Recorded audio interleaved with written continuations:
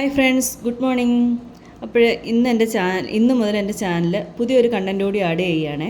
കേറ്റക്ട് exam എഴുതാൻ പോകുന്ന എല്ലാ കുട്ടികൾക്കായിട്ടും ഒരു പ്രീവിയസ് ക്വസ്റ്റ്യൻ പേപ്പർ ജസ്റ്റ് ഒന്ന് റിവൈസ് ചെയ്യാം. ഇതിപ്പോൾ ഞാൻ പറയുന്ന ക്വസ്റ്റ്യൻ പേപ്പർ 2012-18 ഇയറിലെ ചൈൽഡ് ഡെവലപ്മെൻറ്റ് ആൻഡ് പെഡഗോഗിയിൽ കുറച്ച് ക്വസ്റ്റ്യൻ ആണ്.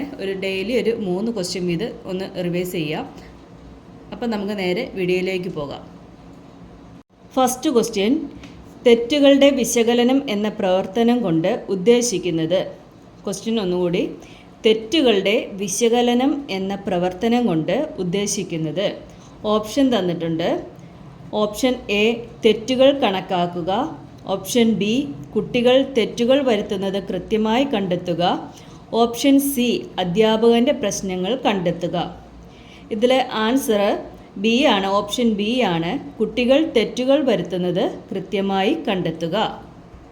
ഓക്കെ, അടുത്ത ക്വസ്റ്റ്യൻ, വിദ്യാഭ്യാസപരമായി പഠന വൈകല്യമുള്ള കുട്ടികൾ താഴെ പറയുന്നവയിൽ ഏത് വിഭാഗവുമായി സാമ്യരാണ്? ക്വസ്റ്റ്യൻ ഒന്നുകൂടി, വിദ്യാഭ്യാസപരമായി പഠന വൈകല്യമുള്ള കുട്ടികൾ താഴെ പറയുന്നവയിൽ ഏത് വിഭാഗവുമായി സൗമ്യരാണ്? ഓപ്ഷൻ എ, പ്രതിഭാധനരായ കുട്ടികൾ. ഓപ്ഷൻ ബി, പിന്നോക്കക്കാരായ കുട്ടികൾ. ഓപ്ഷൻ സി, ബുദ്ധിമാന്ദ്യമുള്ള കുട്ടികൾ. ഓപ്ഷൻ ഡി, പെരുമാറ്റ വൈകല്യമുള്ളവർ. ആൻസർ ഓപ്ഷൻ ബി ആണ്, പിന്നോക്കക്കാരായ കുട്ടികൾ. ഓക്കെ, മൂന്നാമത്തെ ക്വസ്റ്റ്യൻ, പരസ്പരം ബന്ധപ്പെട്ട വസ്തുതകളും ആശയങ്ങളും പൊതുവിജ്ഞാനത്തിൻ്റെ ഭാഗമാണ്. ഇത് ഏത് തരം ഓർമ്മയാണ്? ക്വസ്റ്റ്യൻ ഒന്നുകൂടി, പരസ്പരം ബന്ധപ്പെട്ട വസ്തുതകളും ആശയങ്ങളും പൊതുവിജ്ഞാനത്തിൻ്റെ ഭാഗമാണ്.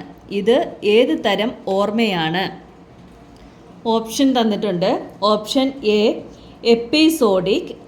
Option B, explicit. Option C, implicit. Option D, semantic. Answer വരുന്നത് ഓപ്ഷൻ ഡി ആണ്, സെമാൻറ്റിക്. ഓക്കെ, ഇന്ന് 3 ക്വസ്റ്റ്യനേ പറഞ്ഞിട്ടുള്ളൂ. കൂടുതൽ ക്വസ്റ്റ്യൻ വേണ്ടവർ ഒന്ന് കമൻറ്റ് ചെയ്തേക്കൂ. വീഡിയോ ഇഷ്ടപ്പെട്ടാൽ ലൈക്ക് ചെയ്യാനും ഷെയർ ചെയ്യാനും മറക്കല്ലേ. അപ്പം നാളത്തെ വീഡിയോയുമായി കാണാം. Bye bye.